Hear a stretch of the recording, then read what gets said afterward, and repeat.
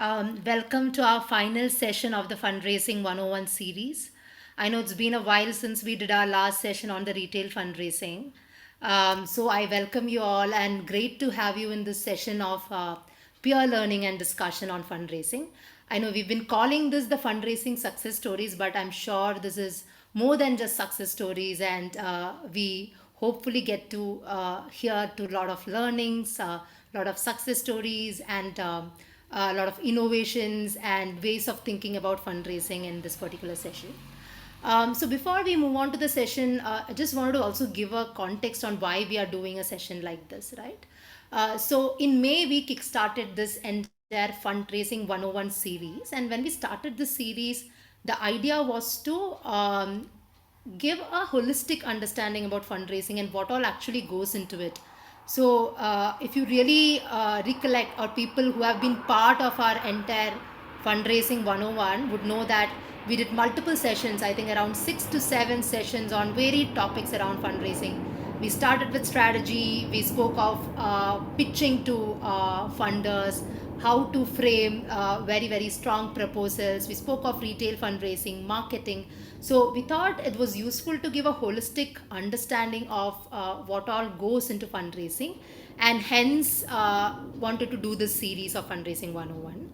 But apart from that, two other things that we wanted to do for the series. One was to try and make these sessions as practical and actionable as possible, and not to keep it at a conceptual level, which I really hope we have been able to achieve to some extent.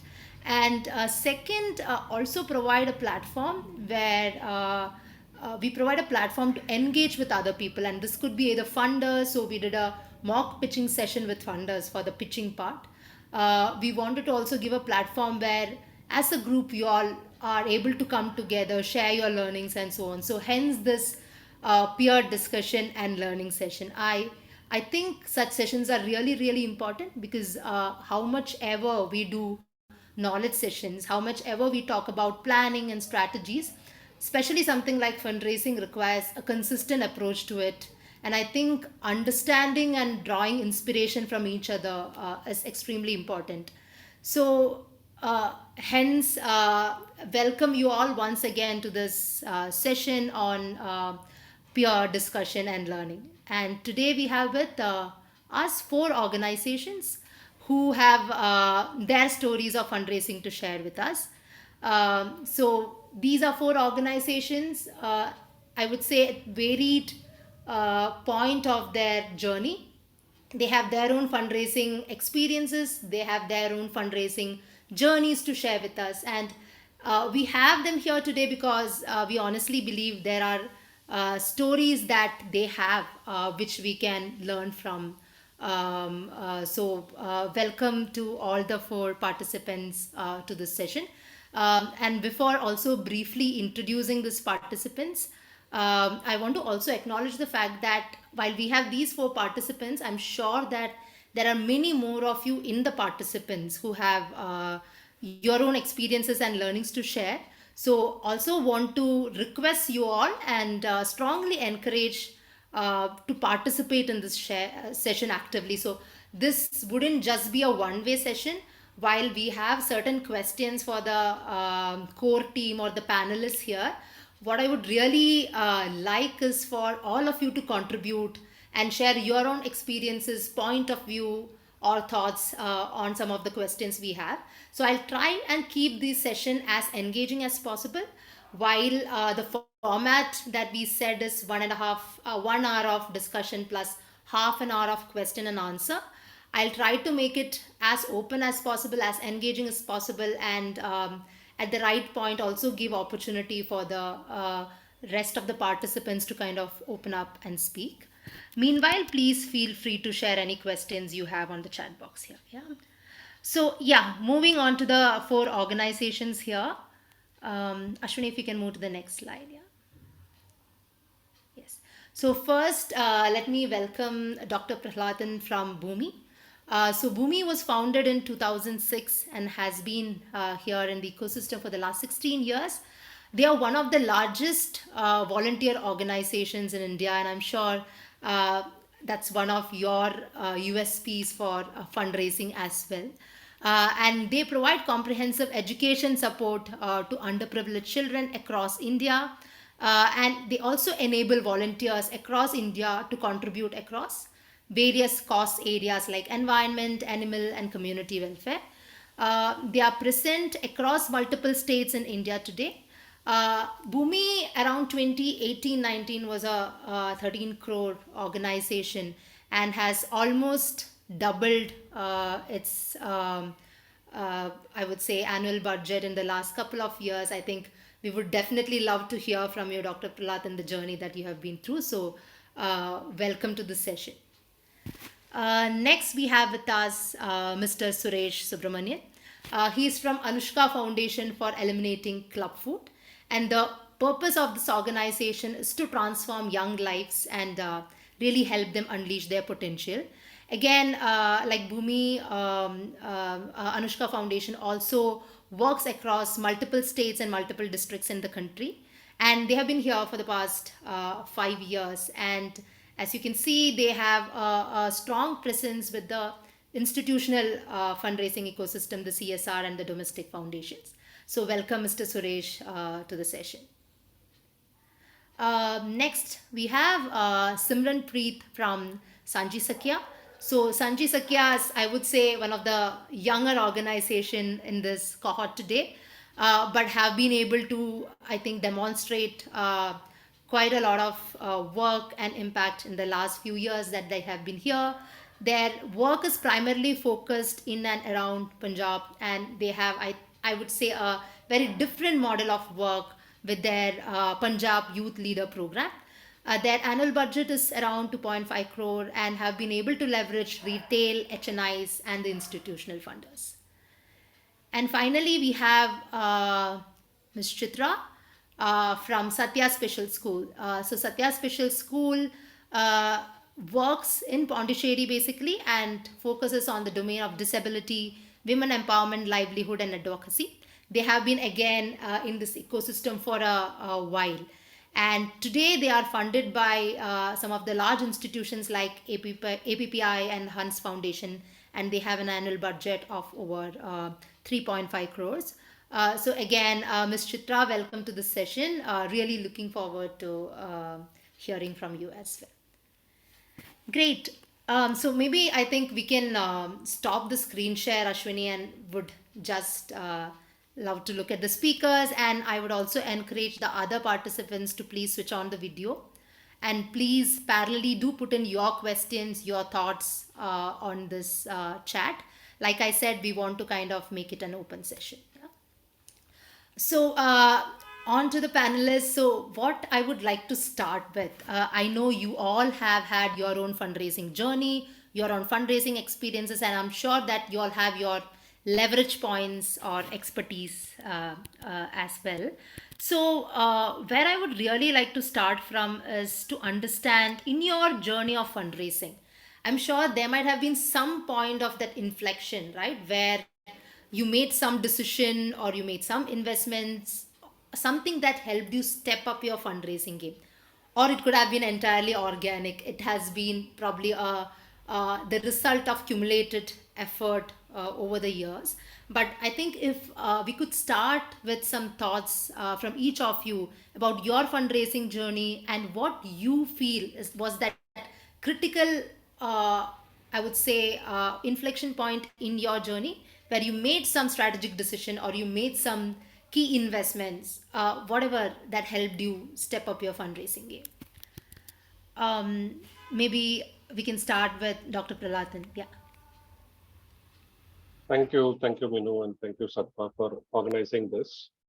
Um, I would say what is working for us is that we didn't focus on the fundraising, we focused on the program. And when we started Bhumi, we had a system where volunteers not only gave their time, they also contributed money for the programs.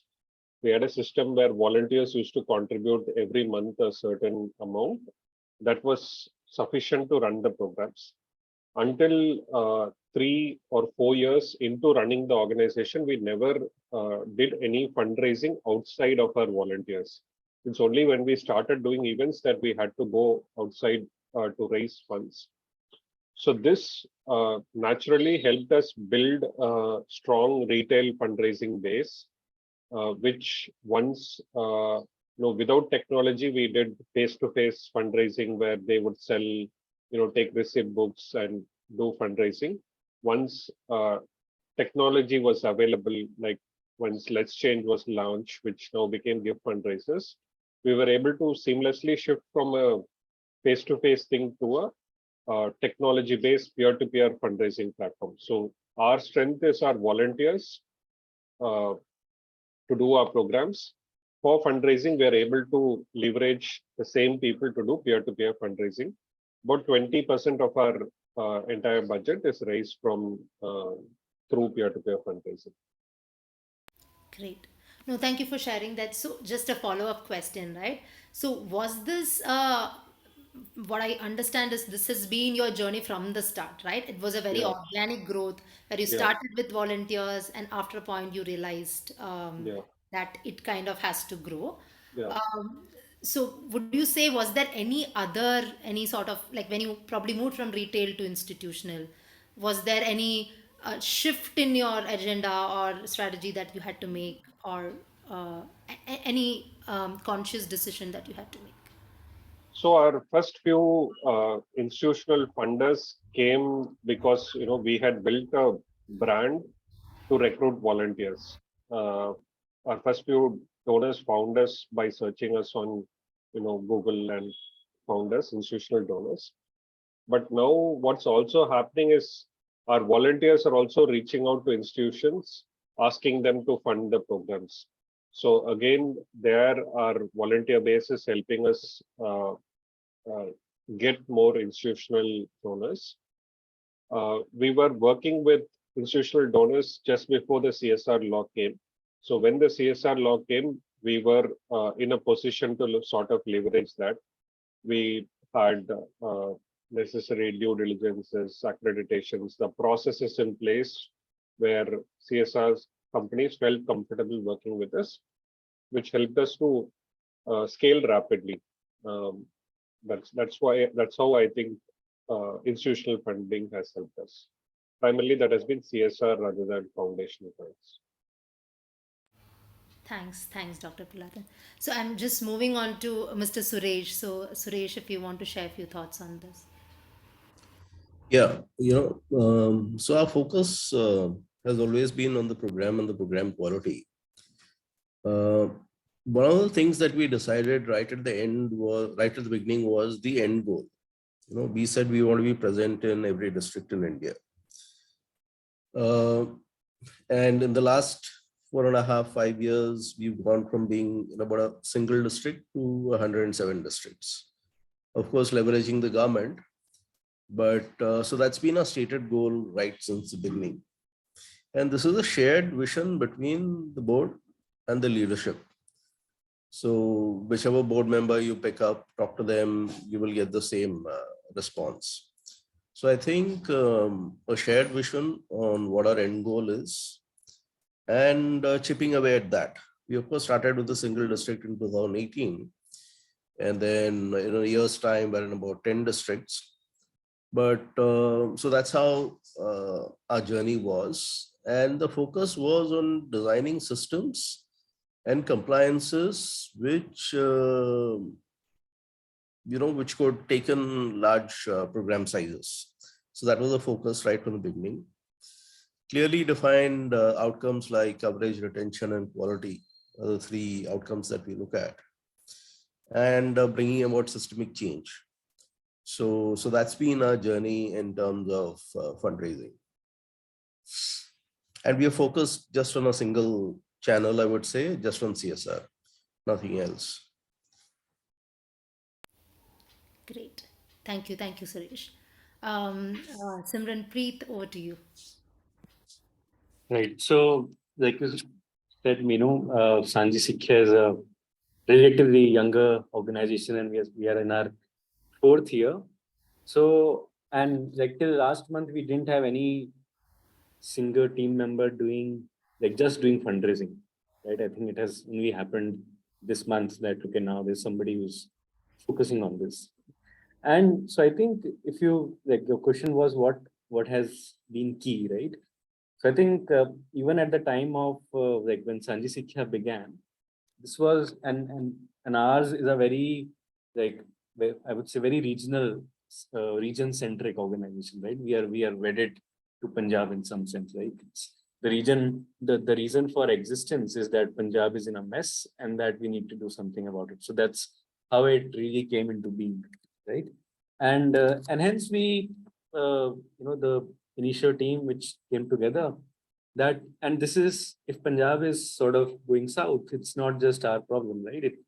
It should be a concern of every Punjabi. Like every Punjabi should be worried that why things are the way right now. And if it is everybody's problem, then everybody needs to contribute and play a role towards doing something about it, right? So I would say it was the thinking, the mindset that everybody needs to play a role, and everybody needs to play a role, and it could be different ways, right?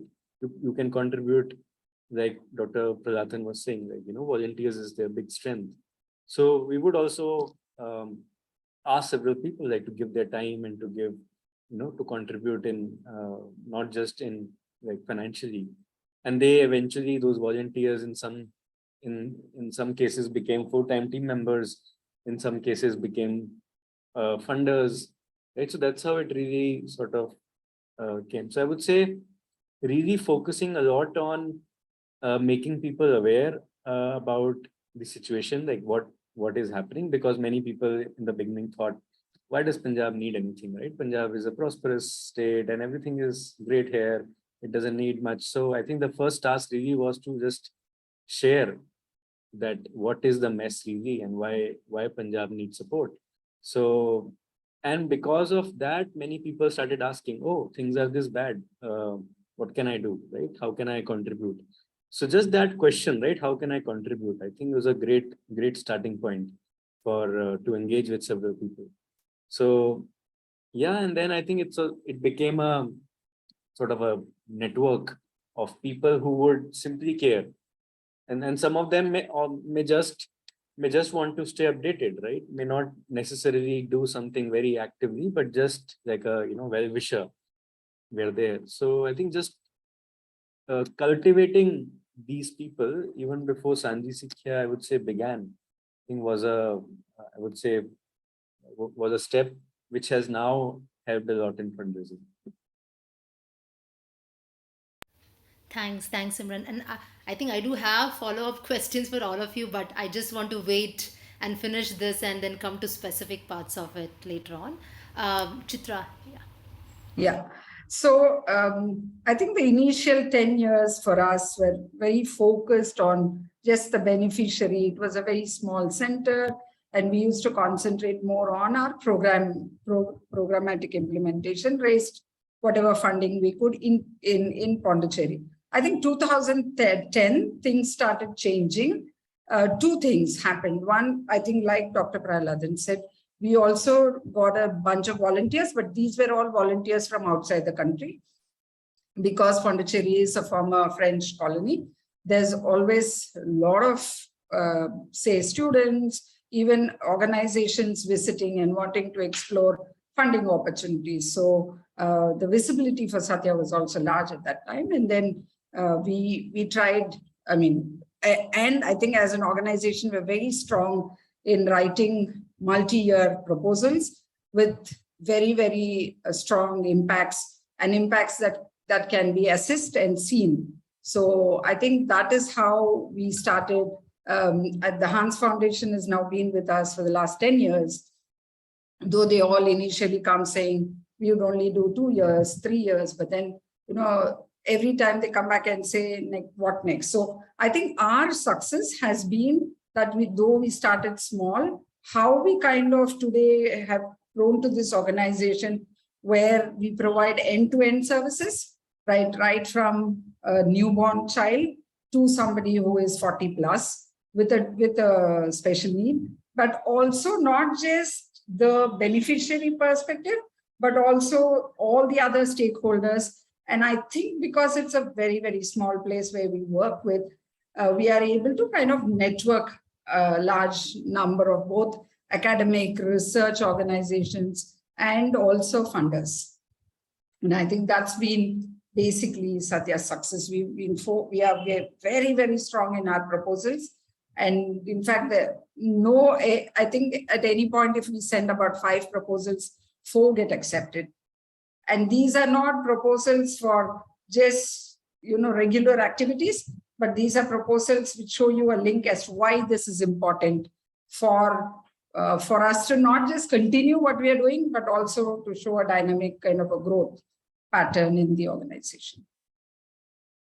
That sounds awesome, Chitra. I'll come to the question of Yes, what is the secret behind this conversion. But sure. I think some of the key takeaways for me, at least from this initial round, is one, I can clearly see that all of you speaking about how the like fundraising on one side, but having the strong program impact and program base is extremely important, and not just having that program, that shared vision, like Suresh was talking about, that clarity in thought in terms of what is the program translating into. That's one thing I heard from you all, and I think definitely I think except for Suresh, all of you spoke about building that social capital or people, and that common vision with a larger group of people who might be associated with your organization, maybe slightly loosely, right, like as a volunteer or so on. So I think that's probably the second key takeaway. I think Suresh also spoke about a very important point of how the focus on building systems, right? And because I think, especially because you're working with institutional funders, that becomes a key ask in most of the cases. So thanks for that. So I think I'll move on to some of the specific questions now, and again requesting the participants to please share your questions on the chat as well, and I'll pause for getting your point of view and thoughts in the next couple of minutes. Yeah. So I just want to maybe focus on first the retail part, right? The retail fundraising, and then move on to the institutional.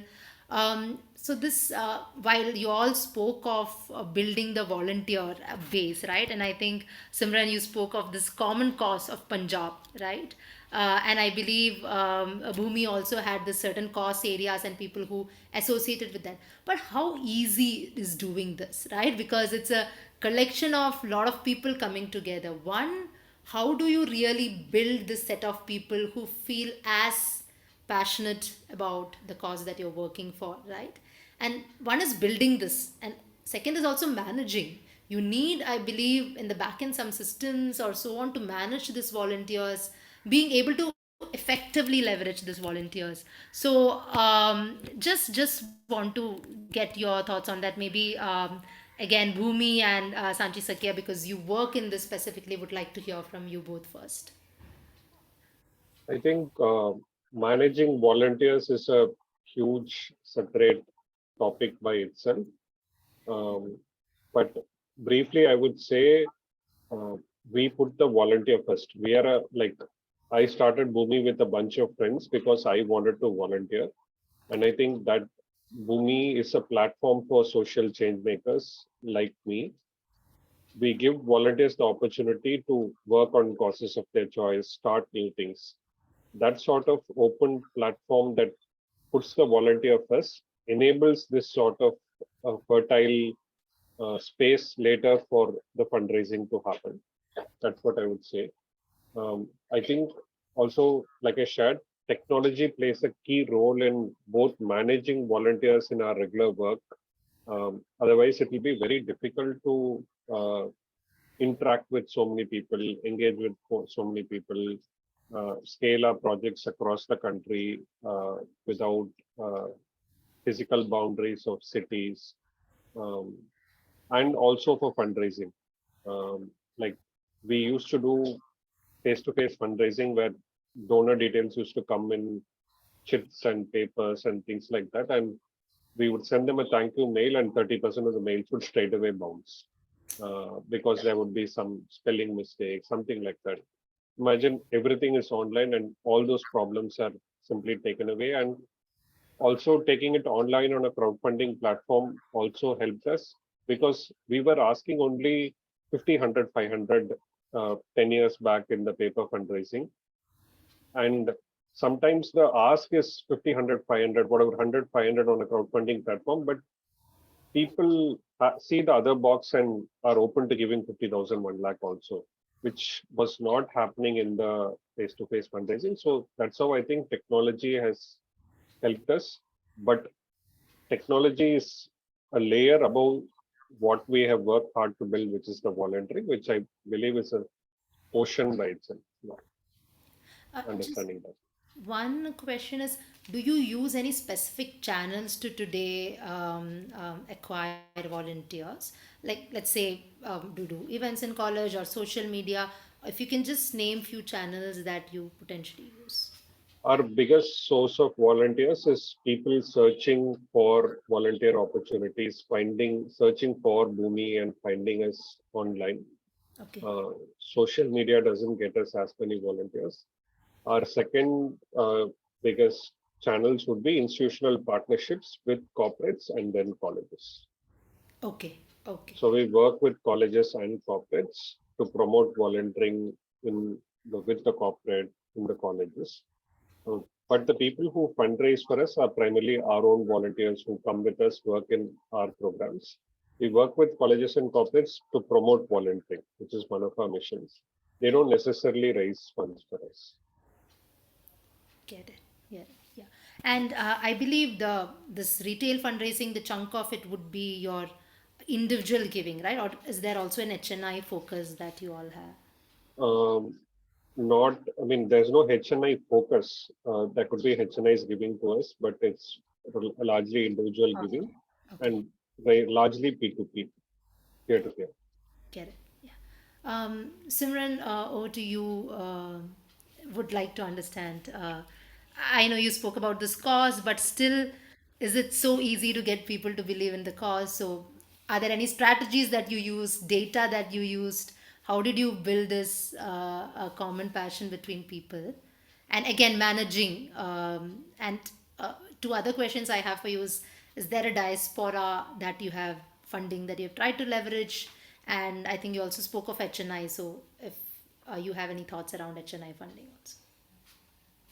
So yeah, I would say, on the managing part, right? While yes, there's a group of people, there's a network of supporters that sort of we have cultivated, but I don't think we do a very good job of managing those, that huge group. I think there's a lot of work on our side which needs to be done on that consistent engagement. But what I would say is, see, this whole piece about building, like sort of cultivating this support group, right? I think it's an ongoing activity. And one of the things we keep saying internally is that how can each and every team member be a storyteller, right? Because at the end, everybody who's engaged, like who's part of the team, not necessarily doing fundraising or volunteer mobilization, even doing core program, right? How can everyone still be a storyteller, right? Which simply means just actively sharing about what we are doing, right? And the more and more everybody shares, the more and more people will probably get curious about what is happening. And trust me, most of our you were asking about channels. Most of the new people who have come to us through LinkedIn. Okay, because LinkedIn has been very, I would say, very powerful for us, and hence, how can everyone just share? It could be about what we do. It could be some challenge that we are facing. It could be basically any kind of sharing which just makes people learn something new, right? Uh, and get to know what they would have otherwise not been able to know, right? So what is that new piece of knowledge that we can contribute to the ecosystem, right? And everybody, if they sort of get into this habit of storytelling, get into this habit of knowledge creation, I think automatically then sort of creates that momentum and makes people curious. Ultimately the idea is how do we get as many people to ask us this question, how can we contribute, right? So I think that's the question we want to take people to. And because again, believe fundamentally everybody has something to contribute, right? So, uh, so first is like that, and then I think just these simple exercises of mapping out networks, right? Like all of us come with different networks, different alumni institutions, you know, like different regional associations, etc. Like there are different kinds of networks. Uh, so how do we really first map them out, right? And then see how do we get into those networks and find opportunities to share about what we do in those networks, right? Because it also has a like it's a this effect. Like if one person in a particular network, and if it's a small network, does something, then many others may also sort of get curious about what is it that you have started doing. I also want to start contributing or something of that sort. So yeah, and I think on our end it's important that we have a say plethora of tiny asks ready all the time, right? What is it that those little things that people can do? Very like some things may need just an hour to do, something may need a more recurring uh, sort of contribution from there. And but like volunteers also come like in all forms, right? Some would want something very instantly, some would like, no, I want to do something more meaningful, I want to engage for a longer term. So I think just having those uh, asks ready for different kinds of people who are asking this question, how can I contribute? So yeah, and also like I'll add another thing here. um, I think creating these opportunities for people to involve in the form of events, right?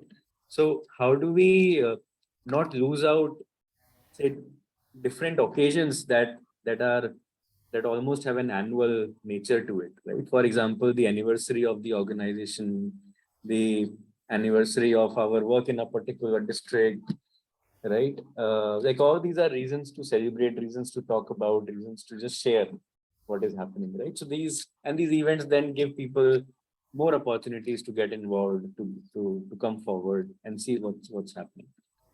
Yeah. And just going back to the management, I know you said that you're still kind of figuring that out, but have you started using any technology or uh, this chapters, right? Like different people anchoring different groups. So, what is your current strategy, and do you think technology is something that you should try and leverage? Yeah, so for retail fundraising, definitely like we use these, common platforms, and the automated features that come with it, of course, are very useful, so that we don't have to do the usual drill manually. So that is of course useful. For like managing volunteers, we have not yet, like in terms of any technology per se.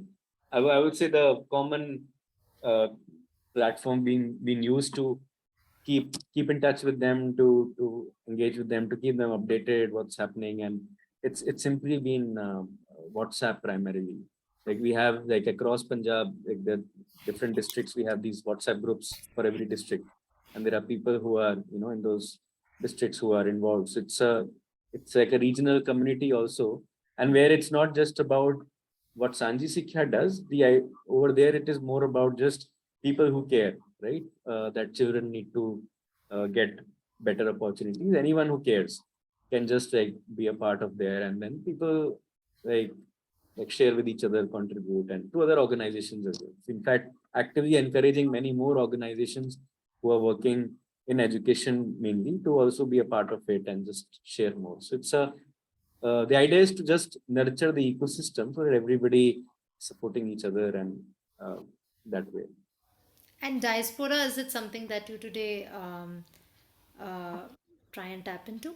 Yeah. So diaspora has been, I would say, been very and like exciting for us, because one, of course, Punjabis are spread all over the world, and many of them feel very connected to their homeland, and in fact, all the songs you listen are about that, right? So it's a like the Punjabi identity itself is very strong. and people want to associate with that. So yeah, I think I'll go back. So in fact, just earlier this year, we have now also set up an entity in US primarily for this purpose, right? Because the interest that we were sort of getting from there was a lot, and we thought, how do we take it, a step further? So thought, let's just set up an organization in itself. So it is entirely volunteer run over there, like, bunch of volunteers again who reached out on LinkedIn through some posts, and because they just kept on engaging for 2-3 years, and they also demonstrated their commitment that they were serious in that. So many of them now became directors, and then so set up that entity. So that's yeah. Great. And just a question to both you and Dr. Pralathan. So, how important is it to engage with these volunteers, right? And you spoke about WhatsApp, and that's when I was also kind of thinking of it, right? Um, how do you all keep engaging with the volunteers? One is you provide the opportunities, but I'm sure there might be a set of active volunteers at a point of time. There might be people who become slightly inactive. So, how do you keep the balance of engaging with the volunteers? And Dr. Pralat and Simran, I think would love to listen from both of you. I think Dr. Pralathan would have better answers to this. That's okay. Um, I think, I think what Mr. Suresh shared, I think we focus on the program they are implementing, and that should be done with a level of seriousness that engages the volunteer. That is the most important thing. Beyond that, being a volunteer organizations, we do a lot of training, engagement for the sake of engagement, recognition, rewards. All those things are there for our as part of our volunteer retention strategies. But for fundraising, it's only when they understand the cause very well, they connect with the cause or the beneficiary or the program, then only they will feel like fundraising. For every volunteer who fundraises for Bhumi, there are 99 who don't feel like fundraising or who not yet, that trigger has not come for them to start fundraising. And that's okay. And I think that's for us room to grow and scope to grow. But what I also take away is this volunteer engagement or retaining strategy is quite critical, right? Like, Of course, yeah. For any organization, especially for us, that's our volunteers are our engine and they keep our heart beating. Yeah. and would you be able to share a few of the things that you do for the same today? like uh, like I said, volunteering is a huge thing by itself. I think it starts from what expectations you set when the volunteer comes in. You have a good orientation for them to share the expectations, share the length and breadth of the organization, so that they have what all they can do. Having a proper system in place. Volunteers, when they come in, there are other volunteers who've been in the system who provide the volunteer leadership for them. So volunteers are coordinated by other volunteers who are then coordinated by other volunteers. Um, then we recognize volunteers doing exceptional work. Um, we spend a lot on invest a lot in terms of volunteer training to deliver the program and also to coordinate the program. There's a lot of leadership development. Um, then we feature volunteers on our social media. Volunteer stories goes out in our newsletter to all our donors, all our volunteers. And these are some of the things we do. Thank you for sharing that. Thank I'll just take you. a pause to see if anybody in the participants have a question or if anybody has anything to share. I'm sure many of you might be doing retail fundraising, and if there are learnings that you all want to share, would be happy to hear that. So I'll just take a minute pause and see if anybody has any thoughts or any questions at this point.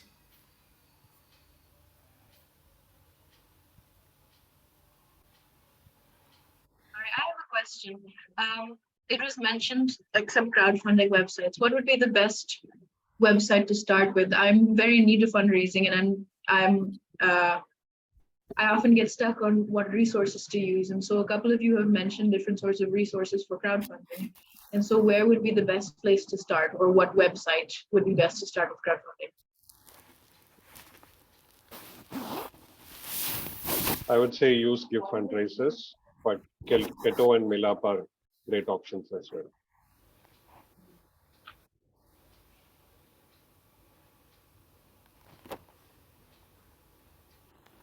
Yeah, we use gift fundraisers as well.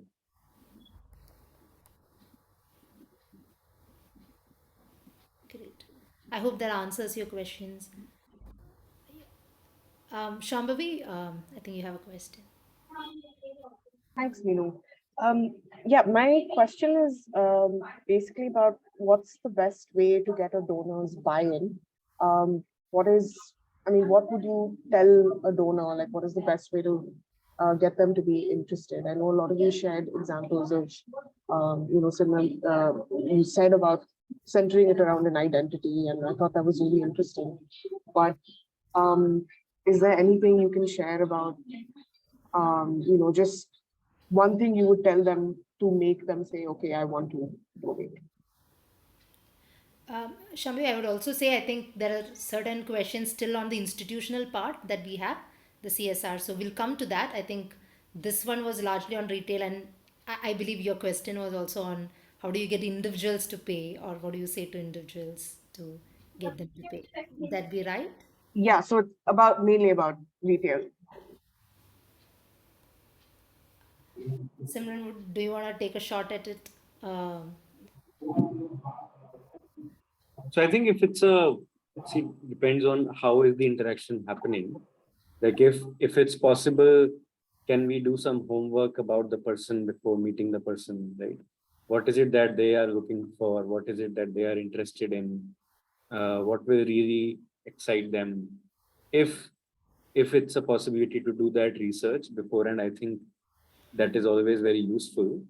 And then you can align what story you are sharing with that. Other than that, I would just like it's a matter of also asking a lot of questions, right? If that research is not possible, then just asking those questions. Where do you generally like, especially for retail donors who are say not giving a lot of money? Where do you generally give, right? Why do you give there, right? What joy you get from there, or just asking those questions to understand what really is driving this person. So, Great. Thanks. So I think before we move on to the few questions for the institutional part, I just have one question. sure. Somebody was suggesting about a site where you can kind of look out for the volunteers who are interested in joining the cause. Is there a particular website or something where you can look for them? I don't think we discussed something like that. Simran mentioned that on LinkedIn, they found volunteers. I think there are platforms to like I volunteer and so on, but I think now LinkedIn has become so powerful that that potentially has become the channel to make a lot of these connections and networks. That's my understanding. But I do think there are also volunteering platforms. Happy to share some of the names with you all. Yeah, thanks. Thanks a lot. Yeah. Great. So, like I said before, moving to the institutional fundraising part, I think at least some of the things that stood out for me. I think Simran, you spoke about the storytelling, right? I think it's important even for an institutional fundraising, and I think it's a very very critical part of fundraising, especially for retail fundraising. I think having a storytelling mindset, and within each person in the organization becoming a storyteller or a fundraiser, the culture of fundraising, right? I think that's a very important point. Second thing was this plethora of tiny asks. You don't know what a person will fund. He might fund 100 rupees to 500 to probably 10,000. And I think Dr. Prahlatan also spoke about how technology gave them their options to kind of choose from. So what are those asks? I think having those small products mapped out, I think, is extremely critical. Having maybe an engagement calendar of events where people can participate in, and maybe even publishing that on your website or social media, I think that can actually drive engagement. Mapping networks, how do we build this volunteer, right? Like building partnerships, institutional partnerships, like Dr. Pralathan said, mapping your own personal networks. How can you leverage, I think, our personal social capital? I think that's a very important point that you all spoke of. I think technology, obviously, I think in retail fundraising, we are working with volumes. So, how do you leverage technology to effectively manage this? And I would say, finally, the engagement. How do you keep engaging with volunteers? How do you build systems and process around engagement using WhatsApp? I think recognition is a great way, like Dr. Pralathan said, to kind of engage with volunteers or even individual givers in some sense, right? So great. Thank you so much for sharing all these inputs. Now, I think have a couple of questions around the institutional fundraising part, and here would definitely love to hear from Chitra and Suresh. So one is understanding, I think if we look at the institutional fundraising, the cycle overall, right? The first and I think the foremost question everybody has is around donor acquisition. How do you identify donors, right? Like, where do you go? Is there one database? Is it social media? Is it cold calling? Is it networking? So one, how do you acquire a donor? And I think acquiring the donor also has a nuance to it, which is acquiring the right kind of donor. So one thing I have heard from CSRs is that sometimes NGOs, when they pitch, they don't even know what we are interested in, right? And it's a very random pitch. So I think identifying the right fitment or the right organization is useful for both the parties.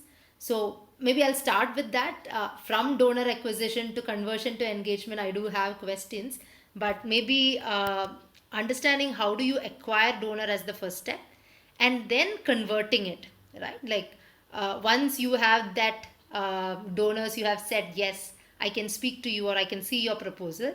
How do you then make that strong pitch that helps in the conversion?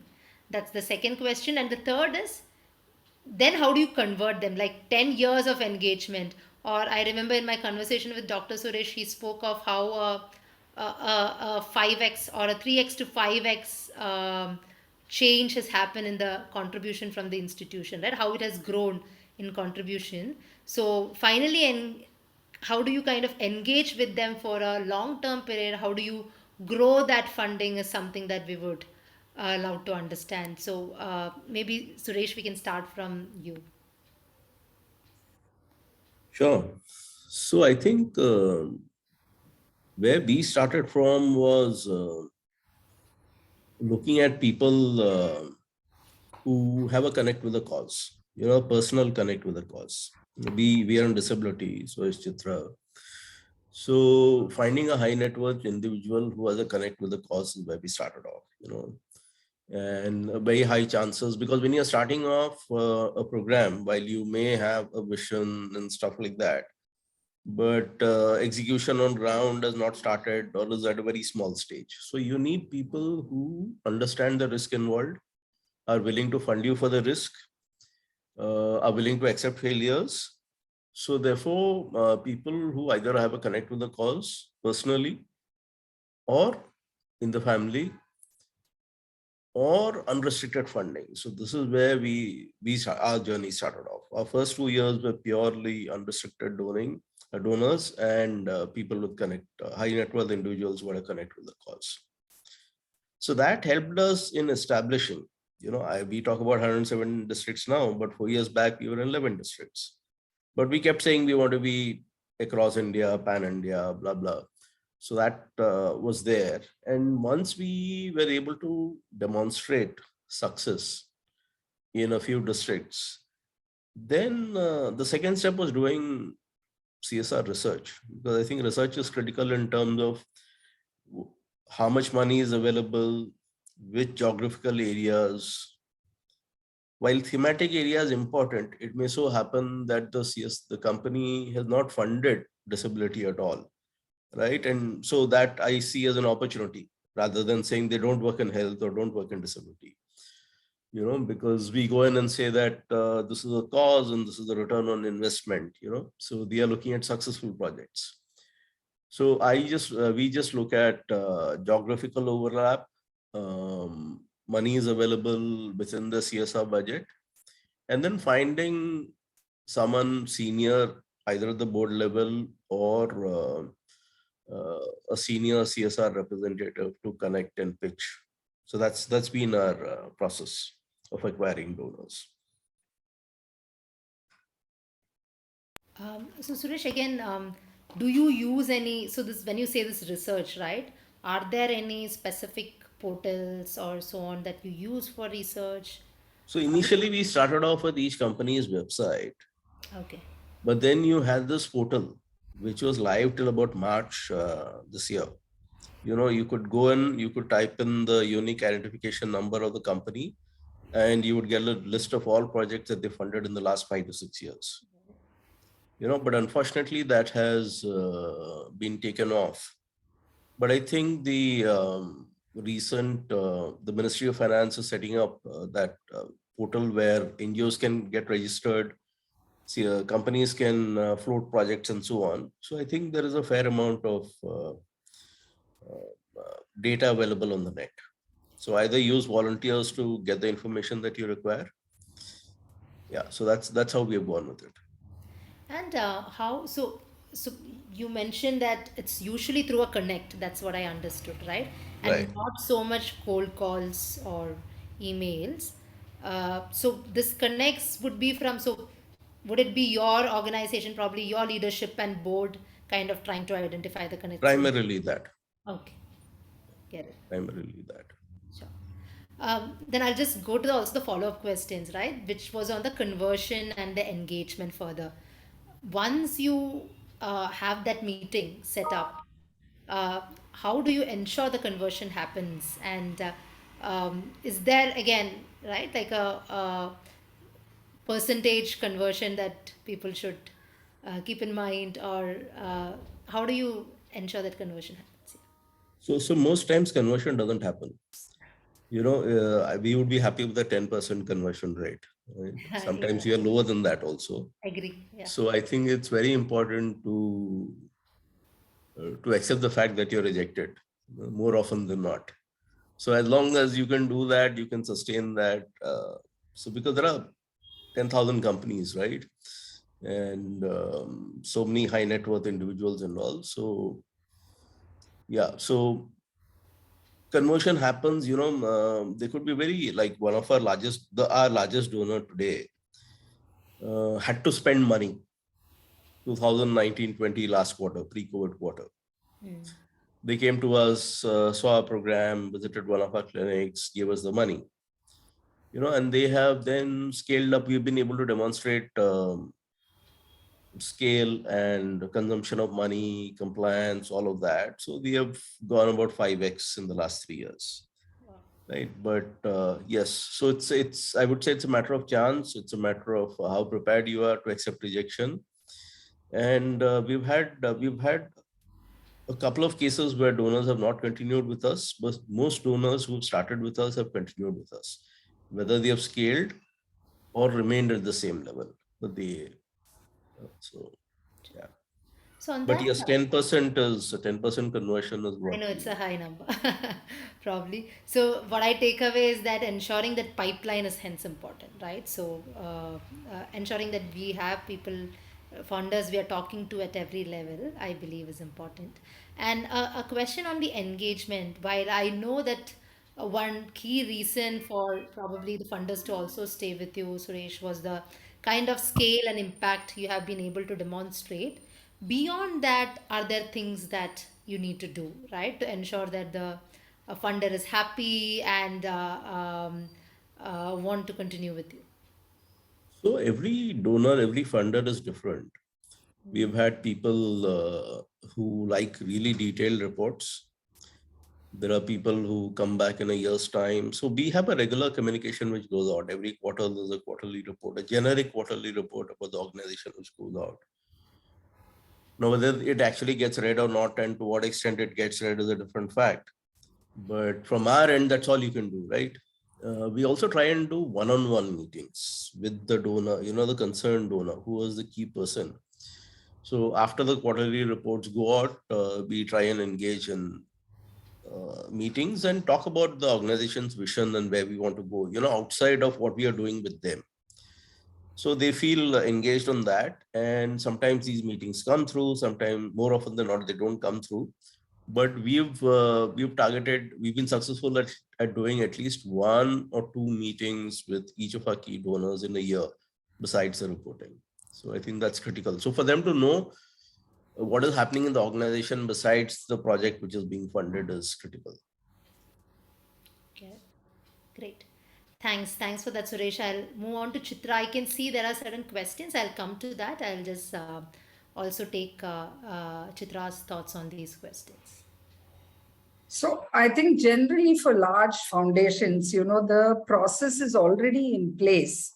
Like initially, there is a kind of a checklist. If you get on, like the Hans Foundation, we just did a Google search to see organizations supporting disability, and this came up. And you get onto their website, there is a checklist. So if you fill that checklist and submit it, then they come back to an access to their portal. And the portal has like stages of submitting your proposal. And I think it's either 1 year, 2 years, 3 years, whatever a couple of things. One, is your indicator in relevance to like what you put as indicators for in your proposal? Is it actually doable? Is it relevant? Not all organizations or not all foundations go with sheer numbers. Sometimes it is also, I guess, how you're presenting your project. Most of them want to now look pan-India. So, Hans Foundation was sitting in Delhi, and it was the first time they wanted to do something probably down south. So, it just happened that we applied and we got it. And once Hans Foundation was there, then there are, these large organizations also have a network. So then they try and see who's funding you. And then, I think they like it because they all have a 1.5 year due diligence process. So if you're already, cleared by one organization in that top 10 brand, then you don't have to go through that due diligence again. Like once we got through APPI, we didn't have to do it with Wipro. Wipro came in like 3 or 4 months because they knew that, APPI had already done a 1.5 year kind of a due diligence. Do you have like every single box, is it ticked? Sometimes it gives you, like for us, it was crazy because we had to completely look at our work from a corporate perspective, because that is how these foundations are run. You can write the fantastic logical framework, but does a person sitting on the other end even understand and luckily most of them have sector specific experts sitting there. So they know what we're talking about. They know the facts. So that is why it is very, very important to ensure that your proposal has at least some data on local research, some amount of local statistics. You can't quote, like if you're writing a proposal for autism, you can't quote statistics in America. You need to at least quote statistics, if not Pondicherry, at least India specific. So I think these are and when you're talking about communication, like Mr. Suresh said, they are very, very clear. Like every quarter you get onto their portal, you put both your financial and your indicators, the impact that you've done. Very, very importantly, because you're talking about stories and case studies, there is definitely a huge stress on successful case studies. And now they've also started asking us where we have not succeeded. What has been, a challenge, where you are still struggling. And then they link you up with some expert or some other organization they funded who has found solutions to it. And that way, you also now, they all have Like supposing they're supporting 10 disability organizations, they bring us all together. And in most cases, you just have to exchange, network, and learn. You then also understand funding patterns, because at one point you keep thinking, oh, maybe they will not fund this and not put in your budget. But when you share with somebody and they say, no, we are doing this, then you understand that, okay, then you put it, you also request for it. It's a wonderful exchange and learning, but they are very, like United Way. They called for a proposal for accessibility. And we knew that everybody would be talking about building ramps, so we had to, if you had to win that proposal, you had to write something out of the box. So we pitched saying, why don't we look at accessibility in a rural village? Why don't I get the entire village empowered to this? We will have a community, set up there. And we went to the village, we spoke to the village headmen. They were so surprised that just a ramp could make such a big difference. And 30, 40 of their people who were otherwise not getting out of their homes can come to this community center where there's some activity that is happening. So, I think we need to also look at out of the box.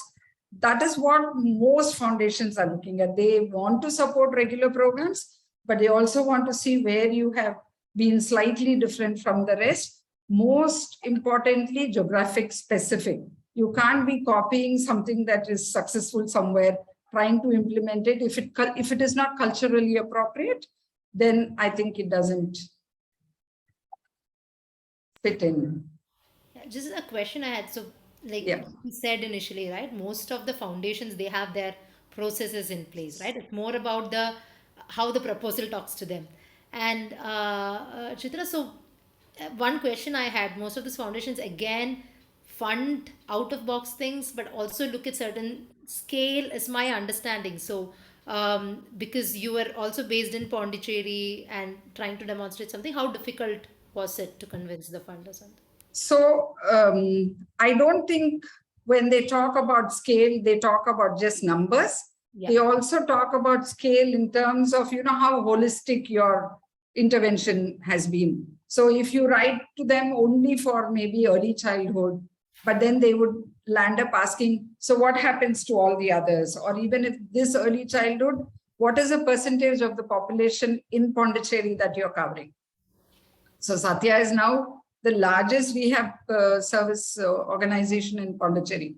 Every day we cater to about 1,000+ children, which I guess is for them scale when it comes to, because then you can say you have kind of given solution to an entire population of children with intellectual disability in a particular geographic area, which again to them is scale.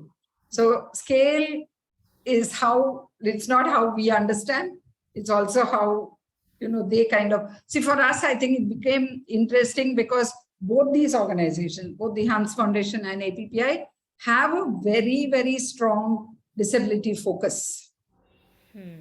So that way, it became interesting for us to kind of get their funding. And if something comes for like 3 years, then you don't have to worry too much about where your next month's fund is going to come from, especially for smaller organizations working in remote areas. So just few questions and then I'll let Yeah. everybody else ask. So one is, so are there particular sites that you follow to continuously check for proposals? One just wanted to understand that. Second, what I also take away from what you spoke of proposal is having an out of box idea, ensuring you check all the boxes, right, that the corporate has in terms of compliance, due diligence, and everything. Um, uh, Really, I think both numbers plus, I mean, other than that, right, the stories and everything, bringing everything together. Are there other things that we should focus on when we write proposal? These are So, yeah. sorry, yeah, go ahead. No, go ahead, Chitra. Okay. So I think one very, very important aspect of foundation fundings is how good you are at your documentation, right?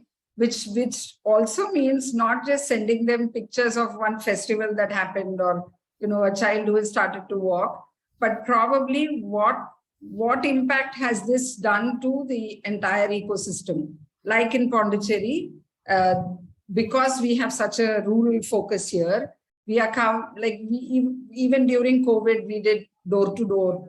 We distributed tabs. So there was also innovation. There was technology, but we distributed preloaded tabs. So even when the family did not have access to to say internet, the children were still connected because they were watching something.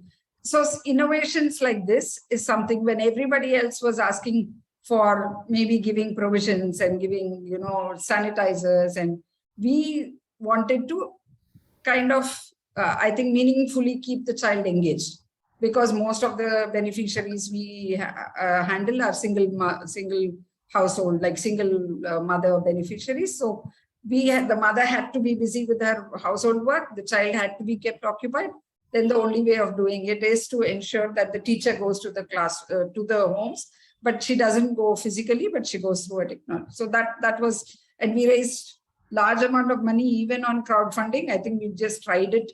We said, let's go and see. And that was an exploration that we did, and it worked.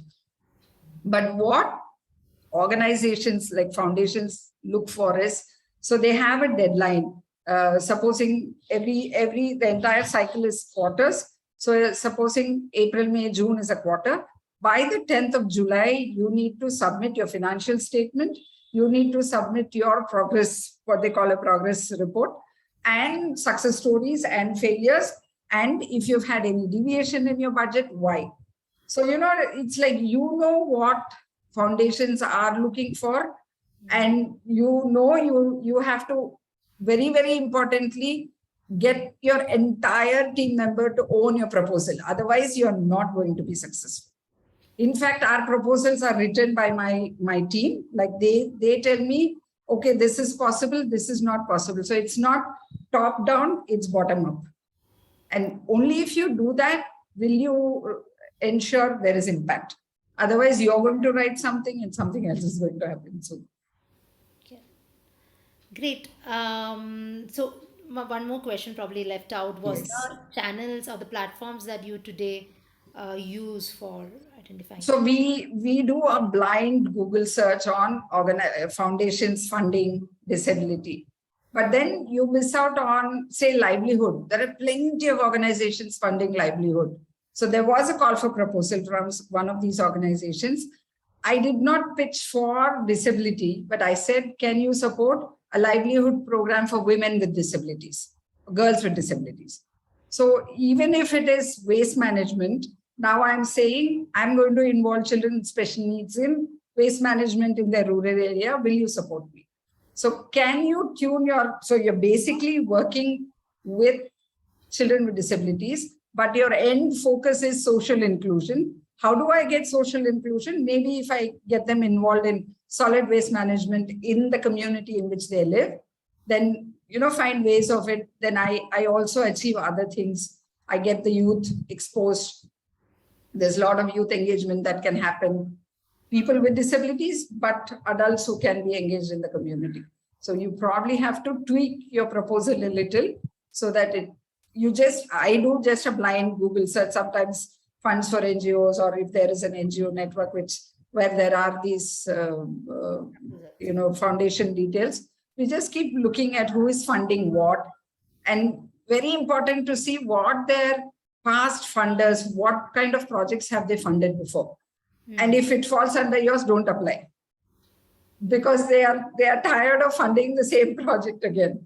So if you have a different project, then apply for it. Sometimes they say, oh, I also applied, but I didn't get it, or we didn't get through. It's because they would have had hundreds of the same project. Interesting. Right? 100 proposals of the same kind. So you need to make a difference. Like if you're doing early intervention, can I do a mobile early intervention unit? So that I'm talking about early intervention, but there is a change in, like, there is something new in what I'm saying. So Okay, thanks for that. And I think Babita and Saush, I think we had shared earlier on a repository of a list of platforms, right, from which you can actually leverage for seeing who are the donors and where are they funding. Happy to kind of reshare that with you all. I could see there are a lot of questions on communication, and thanks, Dr. Pralathan, for taking those up. I hope that is answered. There were two questions on seed grant fund for new NGOs and how do you acquire that.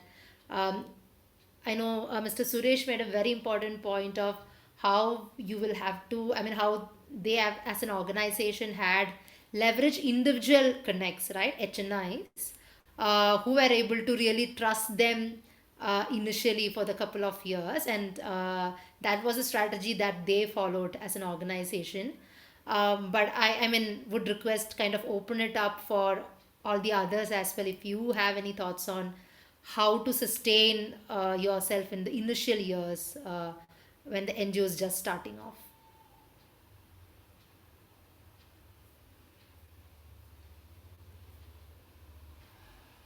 I think any of you can go.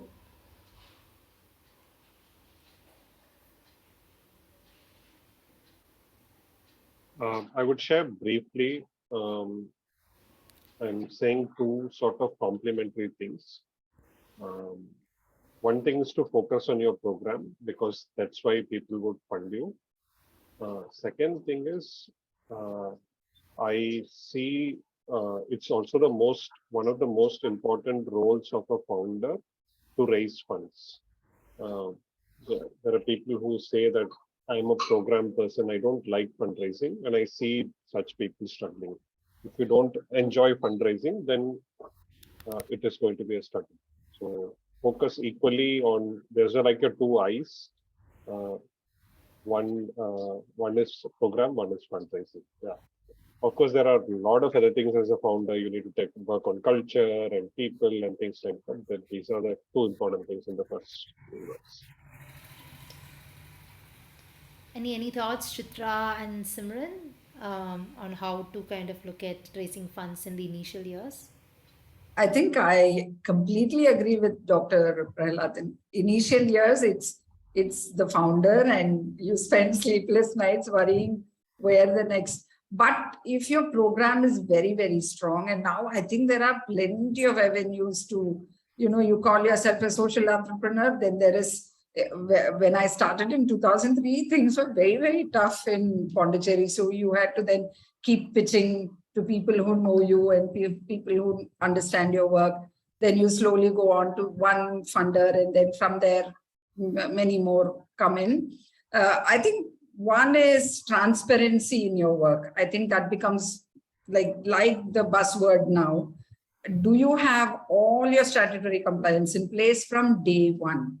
How transparent are you as an organization in terms of paying your staff, whatever benefits you give them, in terms of even having like a HR document in hand, which says very clearly, how do you recruit? How do what are the benefits that they get? Because this is something I learned from one of my donors. They come and said, Chitra, if you're not taking care of your staff, who are going to be, bringing in more funding, because they are the ones who are doing work at the ground level. You're never going to be, they're not going to be happy, so they're not going to be showing any results. So how well you take care of them. And I think a certain amount of carefulness in how much you expose yourself to the social media. Sometimes there is over reporting and sometimes there is really under reporting. So you need to, and I think there are plenty of information, both online and offline, and organizations who will guide you. There are NGO networks where such discussions happen. I think you need to be live, you need to be present there, and you need to also be in touch with what is happening in your organization. Most often the founder has no clue what is happening there, and he's only busy doing, PR and other work. That also doesn't, like how your staff need to own it, you also need to own everything that happens there. So, I think these are probably things that make it easier when you're starting up. Yeah. Yeah. Great. Yeah, please go ahead. Yeah. No, go ahead. Sorry. No, I was just saying, I will maybe just share the two questions which, we've been asking, because it's still, I would say, initial years only. So one is, like who are those people whose first donee, like we can be the first donee, right? Basically, people who have the capacity to give but are not yet on this journey of giving, Yep. right? Because then one, like it has multiple benefits, right? One, that person, like you have given that opportunity to somebody to start on a giving journey. Uh, and if all goes well, that contribution will only increase with time, right? And and plus, that person may also get many more people on board along with him or her.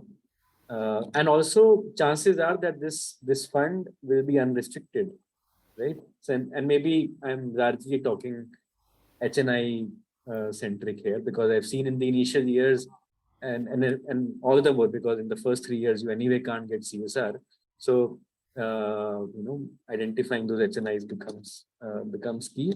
And I think the second question is, while I agree that yes, founder needs to do a lot of active fundraising and needs to invest a lot of time, but also who else can raise funds with me, right? Uh, can I get a, is there a mentor who may not have the capacity to give himself or herself, but at least is a very respected person, and if that person makes some calls, chances are higher that it would be heard, and at least the founder can get a meeting, right? Especially if it's a young founder, right? So I think just having identifying those people who can be a partner in fundraising. Otherwise, it also can get bit lonely. So it is always useful. No, very, very relevant points, I would say, Simran, right? And have heard this from a lot of NGOs, right? I think, especially in the starting years, having that person, somebody who trusts you, right? Or is willing to kind of put in that same effort as yours and take that same risk as yours, I think is extremely important. Yeah. Yeah, I thank you so much for responding to this questions over chat. I can see all the panelists kind of responding here. So anybody else who has a question and want to kind of unmute themselves and speak up?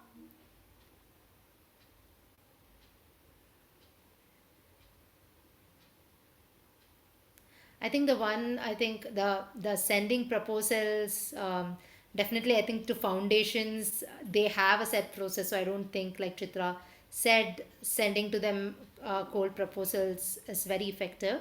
Mr. Suresh, any thoughts around sending proposals to CSRs?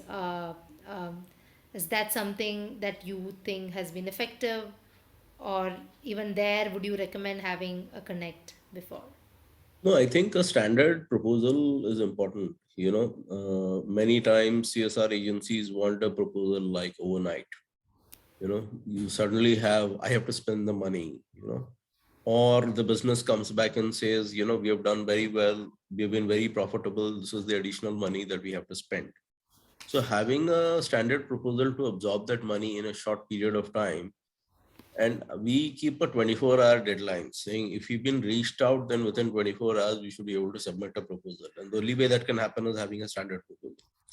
So, and also while engaging with them, all the reporting and all of that is fine.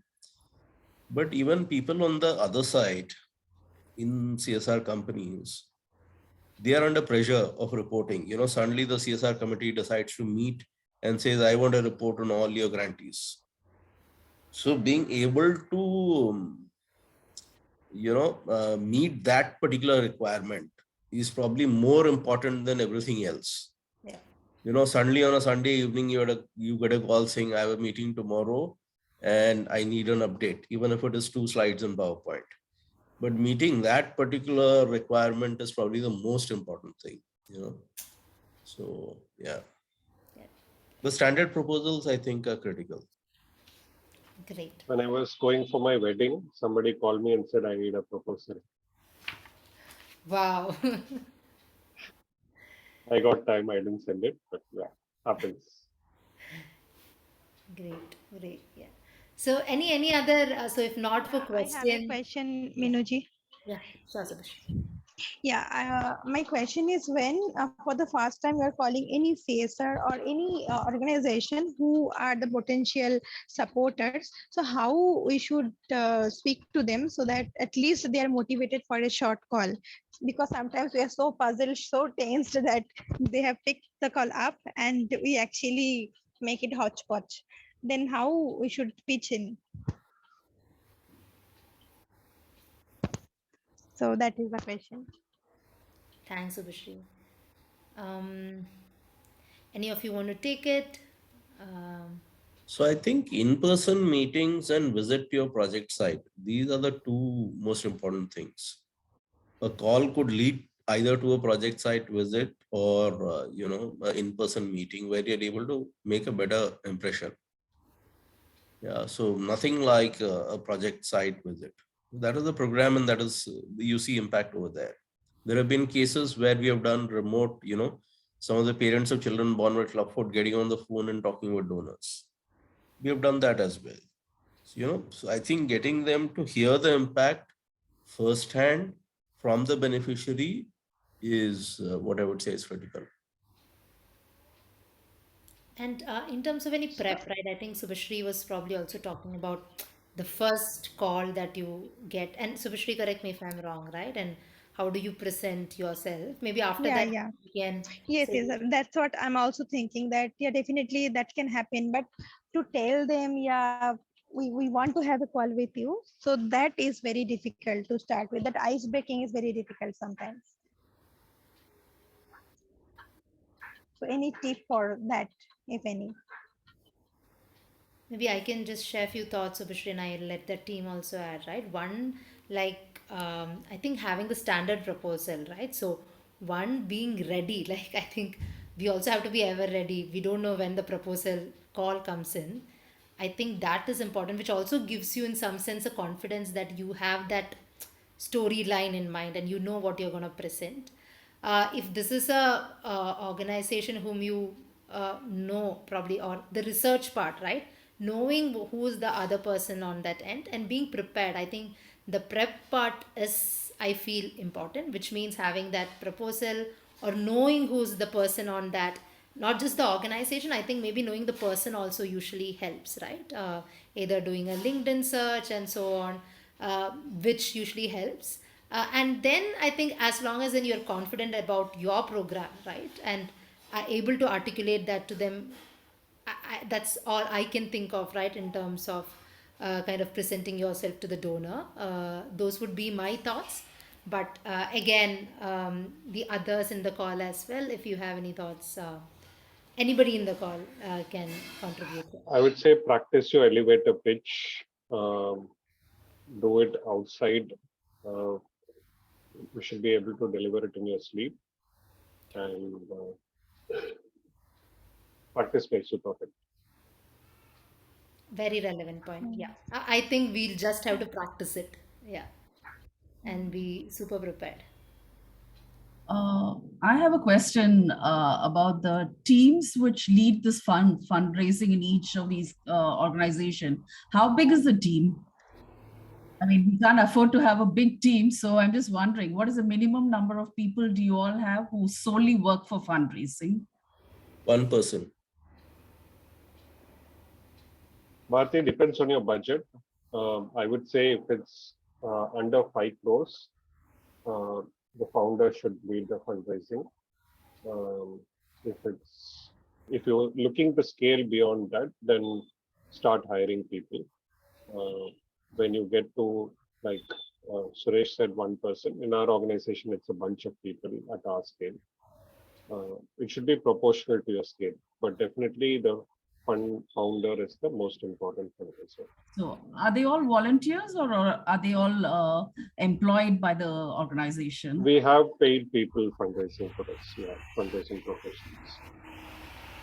Yes, thank you. Great.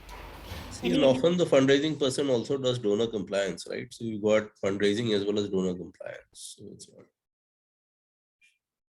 And I think if you're looking at foundations, then you definitely need somebody who is strong in writing because that is what is very, very important. So that bit can come from somebody, and then you can have like the founder to do the initial pitch.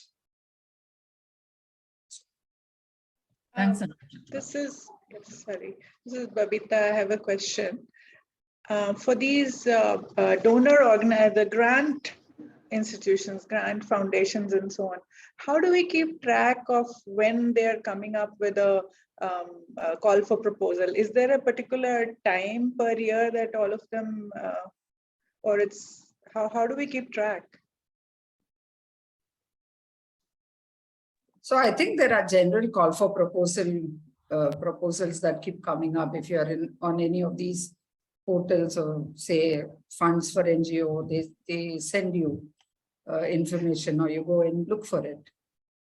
It also depends on your domain. I mean, there are some which are open throughout the year. There are some which are very specific. A lot of consulates give out grant proposal requests, like the Australian Aid, part of the Australian Consulate, they call for, and they have region-wise. So for the South, there is one set of call fors. Then there's something happening in Maharashtra and in the Western region.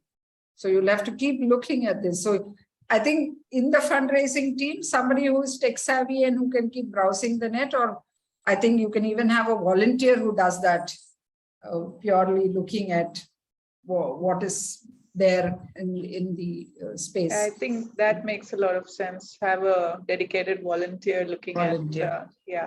And so you as do get a lot of these IT tech, students who are interested. If you have a tie-up with for us, it's an engineering college here. So they take it up and they keep sending us, saying this has come up. There's so many call for proposals, you don't even know. Like looking through that is a full-time job sometimes. So you need to give some very specific guidelines to this volunteer to be able to pick, what works and what doesn't. Suitable. And as you mentioned that we need to first get onto their portal, and then probably we will start receiving automatically certain emails. So that's something that I need to look into. Okay.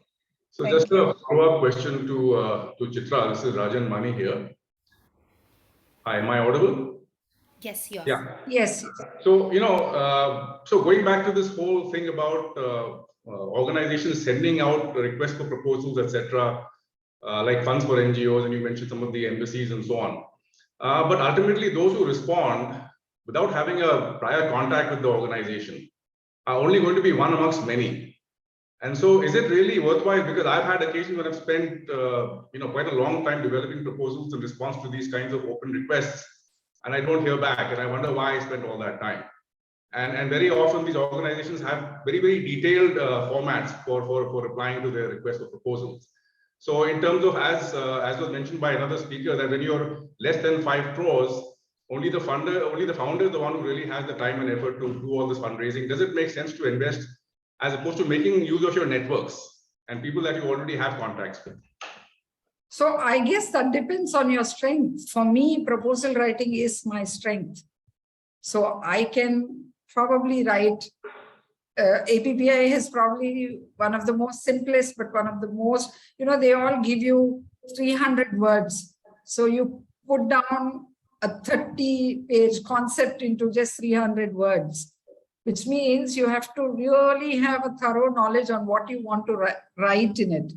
Right? You need to literally own every single word that you're writing.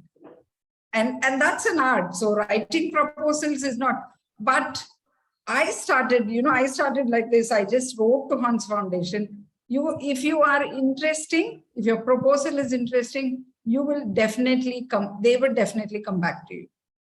Okay. But all these people are very, very clear on what they would fund and what they would not. So you have to spend a lot of time first understanding what they want. And if you can spend time on that, this process becomes easier. See, I mean, it also depends on, like I said, it can be disability, but what is the difference in that project you're coming up with?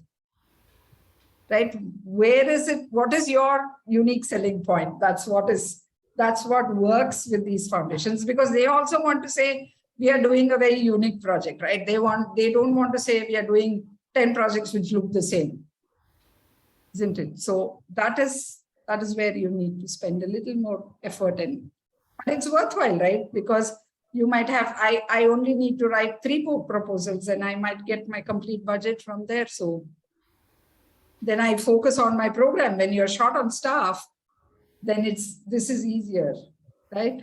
I think retail fundraising is something that is not everybody's ballgame. I think that's specialized for people like Dr. Prahlad, not me. Proposal writing is. So I think we need to kind of be very clear what our niche is and work on that. What is our strength and build on that.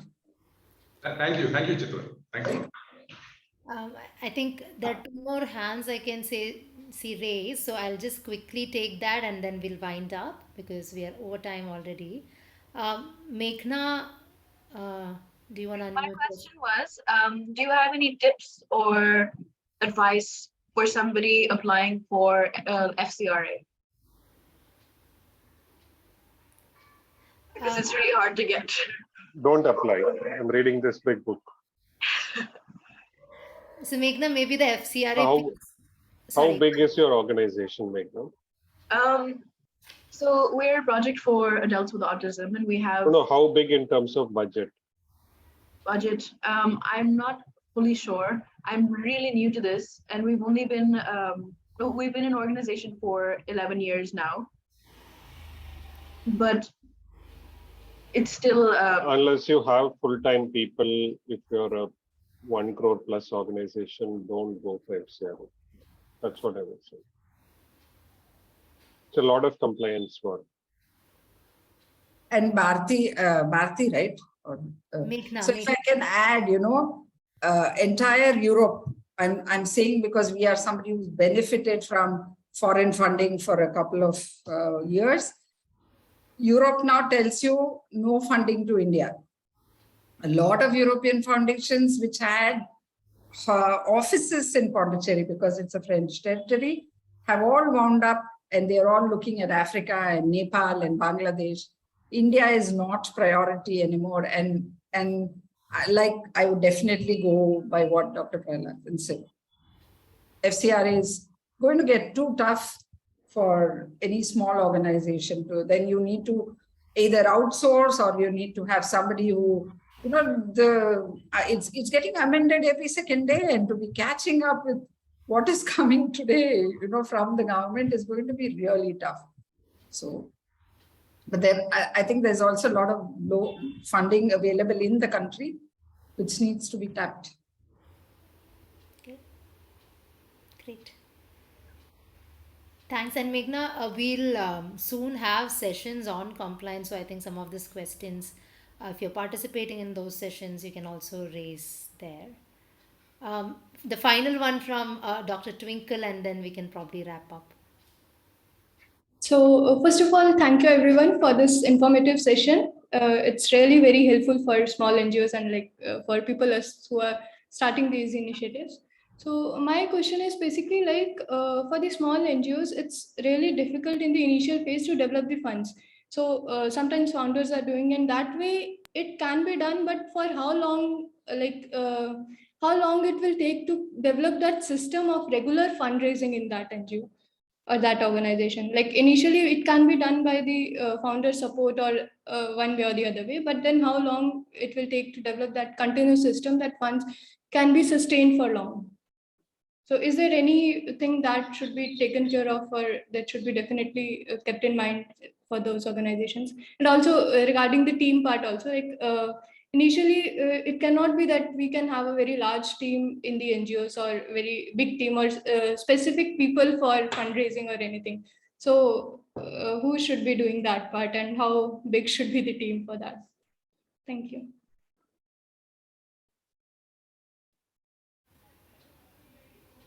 Yeah, anybody would want to take that? I think the team part, Twinkle, I think Dr. Prahlad did speak about that. But yeah.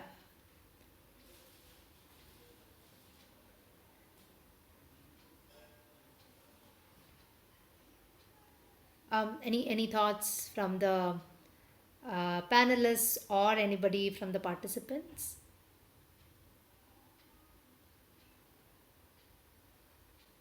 I think even sharing any of your experience, I believe, might be useful. I'll break the silence. Twinkle, we answered your question about the team. Depends on your organization. Happy to chat with you later. I can share my LinkedIn coordinates. We can have a chat. I So you asked a lot. I missed the first part of it. Okay, so all I just want to know, like, is there some time period after which that system gets developed by itself, that funds continuously get generated? No. Your program won't run on your own. System won't get developed on your own. You won't wake up from your bed unless you want to. Everything in life is like that. Okay. You have to take care. Yeah. Thank you so much, sir. Thank you. I think there is no quick solution for fundraising. It's something that keeps evolving with the organization as you evolve. Your fundraising strategies also have to keep changing, and you need to keep. I think Dr. Prahlad is the best person to talk to you about it. But basically, it's not something that can happen overnight. Yeah, and I think just because this team question has been coming up repeatedly, so just like in our context, I feel while of course one or two people are there who are sort of driving and own and need to ensure that the enough funds are there. But I think what has been very helpful is at least there's 1 or 2 weeks in a year, right, where everybody in the team is doing fundraising, right? Uh, and and that's where the whole thing about everybody's storyteller, and I've had examples where people like our team members convincing their own family members, right? First convincing was to like, I need to go for this role. I was like, no, I've joined here and we are doing great work. Please, you need to financially contribute what I do as well. So it just starts a different kind of dialogue in families as well, right? And then people then start writing on their in their own language. Like we have had team members making their videos and putting up on their Instagram. If not funds, it just created awareness. People became curious. Okay, what is happening? So I think because then that mindset, and I would say some kind of empathy for the ones who are doing fundraising, is I think also useful to have in the team. Otherwise, it becomes, oh, they will do fundraising. We will only do program. We don't care about what they go through. So yeah, and Interesting. getting 90% rejections is very useful. I think it teaches a lot. So I think everybody in the team should face that. So just to build a resilient team. So yeah. Great. Thank you so much for that. And Mr. Suresh, anything you would want to add? And then we can close the session. No, I think it's a constant effort. And like several panelists said, more and more team members need to be involved. While everyone need not be part of proposal writing or whatever, the story on ground comes through team members who are implementing on ground. Human interest stories, third-party validation, all of that comes from people on the ground. And you often have unintended positive impacts. So just keeping an ear open with team members, sharing that, getting an opportunity for team members to present to donors. It's not every time that the executive director or the CEO and the fundraiser should be there. Donors love talking to team members, especially during field visits and even otherwise. So at best, what will happen? You will get a rejection, right? So I think let's remove the fear of rejection and go forward wholeheartedly. Once you remove the fear of rejection, then I think things will be fine. Great. So what I hear is this is not a one-day effort. So all of us have to be at it consistently, and I think slowly we'll also start seeing the results. And also creating a culture of fundraising is something I'm hearing, right? Like within your organization, it could be in different capacity, but that having each member kind of represent the organization, I think is critical. So thank you, first of all, thank you panelists for joining this session. I know we are crossed our time, but thank you so much for staying back and answering these questions patiently, and very, very interesting conversation. A lot to learn from you all. Thank you so much, and good luck for your future journeys. And also, thank you to all the participants who joined the session. I hope there are at least few takeaways that you can take back and actually translate into implementation within your organization. I think that would be a great outcome of this session. And I think all of them are sharing their LinkedIn account, so please do stay connected. We will share the recording of the session, and my colleague has shared the feedback link. So if you all can take couple of minutes, share your feedback, that would be very, very useful. Thank you so much, everyone, for your time and participation. Thank you. Thank you. Thanks. Thank you. Bye-bye.